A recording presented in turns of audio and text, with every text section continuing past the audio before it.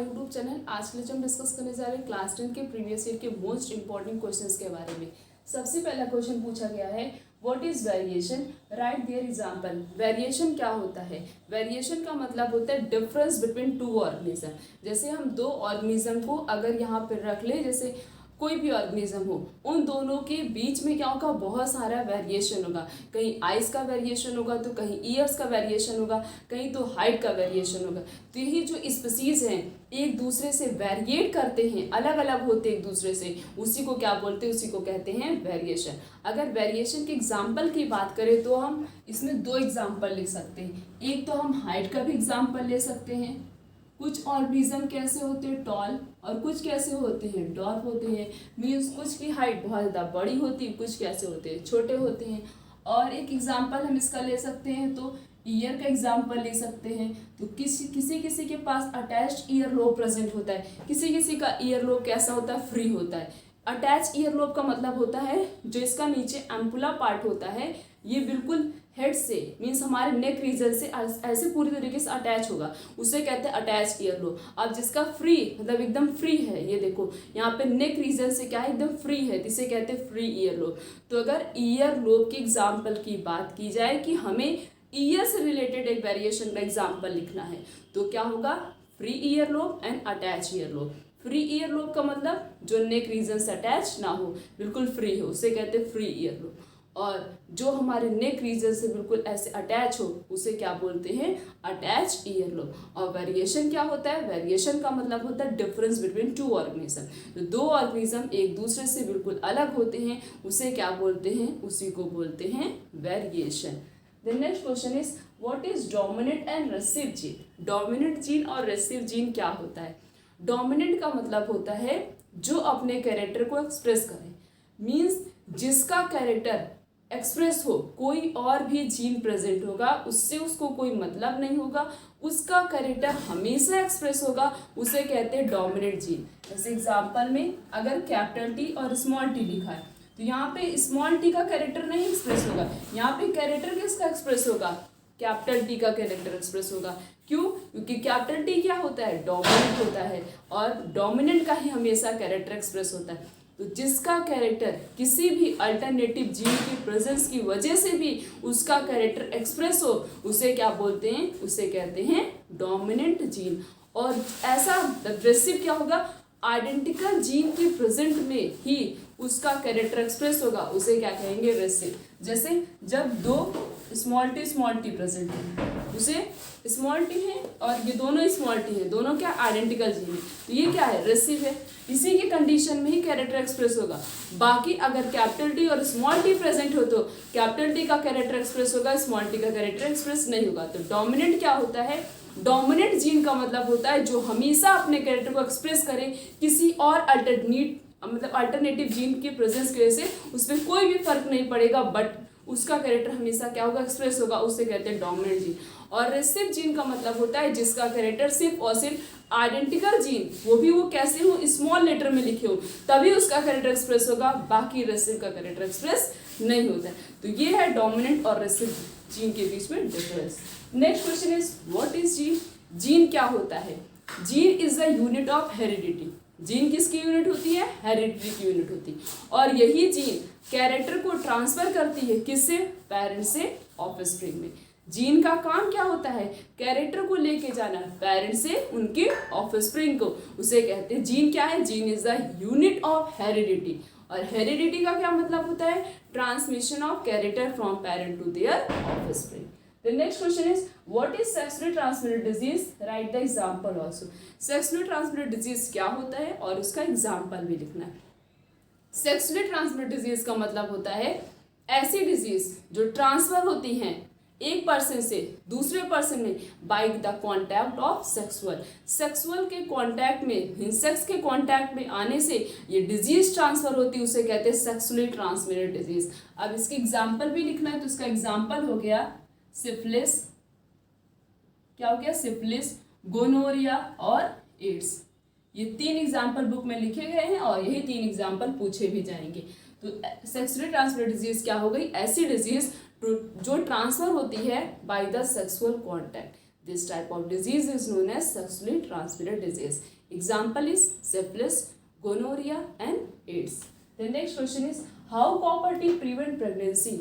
Copper T भी एक प्रकार का कॉन्ट्रासेप्टिव मेथड है और ये कॉपर टी किस में आता है? इंट्रायूट्राइन कॉन्ट्रासेप्टिव डिवाइस में आता है। कॉपर टी किस तरीके से प्रेगनेंसी से प्रिवेंट करता है? कॉपर टी मीन्स वो किससे बना हुआ है? कॉपर से बना हुआ। किससे बना हुआ? कॉपर से बना हुआ। ये क्या करता है? इम्प्लांटेशन नहीं होने देता। और जब तक इम्प्लांटेशन नहीं होगा, इम्प्लांटेशन क्या होता है? Attachment of embryo. जब तक एम्ब्रियो का यूट्रस से अटैच नहीं होगा, जब तक एम्ब्रियो यूट्रस की वॉल से अटैच नहीं होगा, तब तक वो लेडी प्रेग्नेंट नहीं होगी। तो कॉपर टी कैसे प्रिवेंट करता है प्रेगनेंसी से? कॉपर टी इम्प्लांटेशन नहीं होने देता। और इम्प्लांटेशन क्या होता है? Attachment of embryo with the uterus wall. Uterus की वॉल से एम्ब्रियो का अटैचमेंट होना, उसे कहते हैं इम्प्लांटेशन। और जब कॉपर टी इम्प्लांटेशन ही नहीं होने देगा, तब तक वो लेडी प्रेग्नेंट नहीं होगी। तो इस तरीके से कॉपर टी प्रिवेंट करता है किससे? प्रेगनेंसी से। The next question is what is menarche and menopause? Menarche और मेनोपॉज क्या होता है? मेनार्च का मतलब होता है फर्स्ट मेंस्ट्रुएशन, मीन्स जब प्यूबर्टी के समय फर्स्ट टाइम मेंस्ट्रुएशन होता है तो उसे कहते हैं मेनार्च। मेनोपॉज क्या होता है? 45 से 50 ईयर के बीच में मेंस्ट्रुएशन परमानेंट के लिए स्टॉप हो जाता है, उसे क्या बोलते हैं? मेनोपॉज। तो स्टार्ट जब फर्स्ट टाइम होता है तो उसे मेनार्च कहते हैं, और जब पूरी तरीके से परमानेंट के लिए मेंस्ट्रुएशन स्टॉप हो जाता है within the age of 45 to 50 year is known as menopause. The next question is what is fertilisation?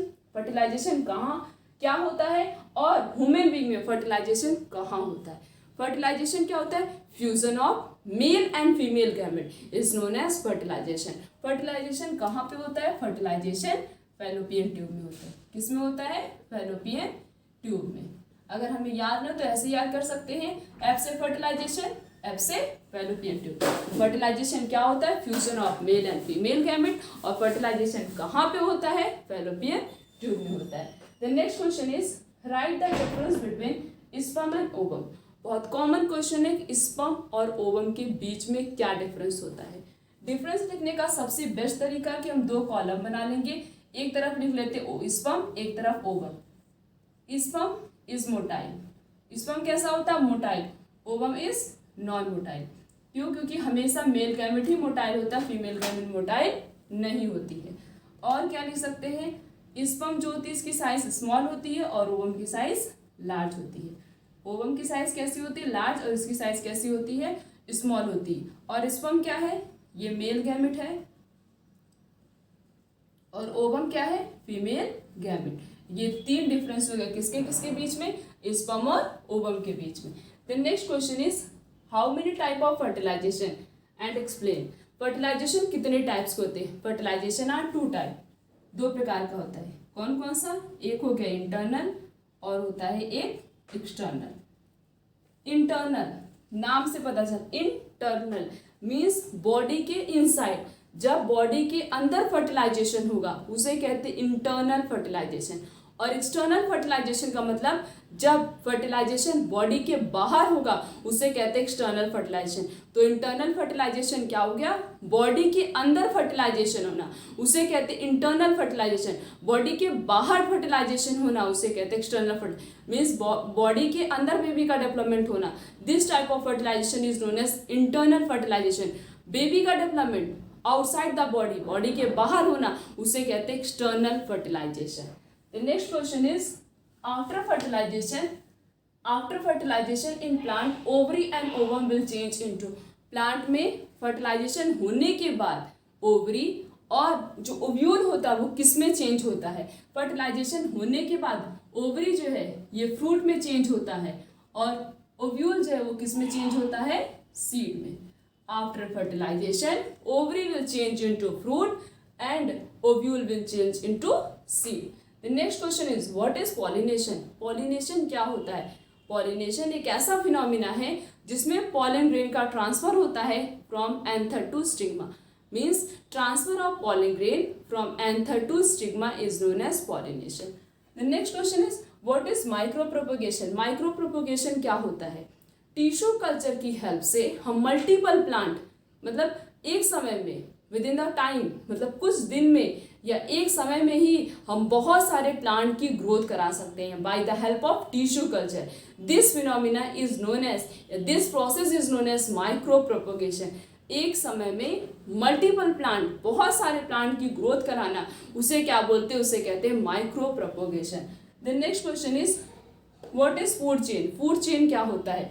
Food chain का मतलब होता है एक चेन के फॉर्म में एक ऑर्गेनिज्म से दूसरे, दूसरे से तीसरे, तीसरे से चौथे ऑर्गेनिज्म में क्या होता है, जब फूड का ट्रांसफर होता है उसे कहते हैं फूड चेन। जैसे प्लांट क्या है? प्रोड्यूसर है। प्लांट को ईट किसने किया? ग्रास ओपर।